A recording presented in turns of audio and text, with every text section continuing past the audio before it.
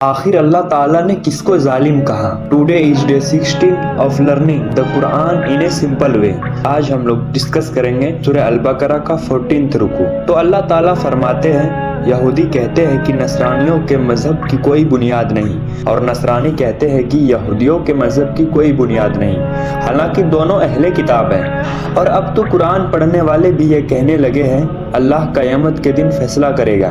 اور پھر اللہ کہتے ہیں کہ جو لوگ اللہ تعالیٰ کے ذکر کو مسجدوں میں روکتے ہیں اور وہاں فساد کرتے ہیں وہ سب سے بڑے ظالم ہیں، ایسے لوگ وہاں داخل بھی نہ ہو سکتے، اور اگر داخل بھی ہو تو ڈر کے ساتھ ہو۔ پھر اللہ تعالیٰ کہتے ہیں کہ مشرق اور مغرب دونوں اللہ ہی کے ہیں، تم جدھر منہ کرو گے تمہیں اللہ ہی دکھائی دے گا، بے شک اللہ سب سننے اور جاننے والا ہے۔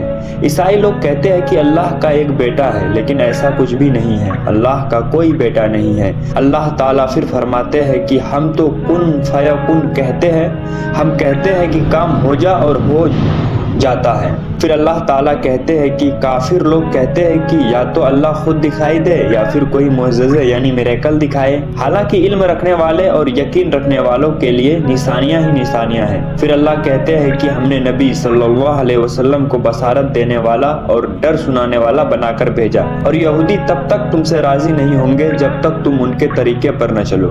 یاد رکھو حق وہی ہے جو اللہ کی طرف سے آئے، اور وہی لوگ کامیاب ہے جو اسے پورے صحیح طریقے سے پڑھتے ہیں۔ تو یہ تھا سورہ البقرہ کا 14 رکوع، اور کل انشاءاللہ ہم ڈسکس کریں گے سورہ البقرہ کا 15 رکوع۔ So make sure you follow. جزاک اللہ خیر۔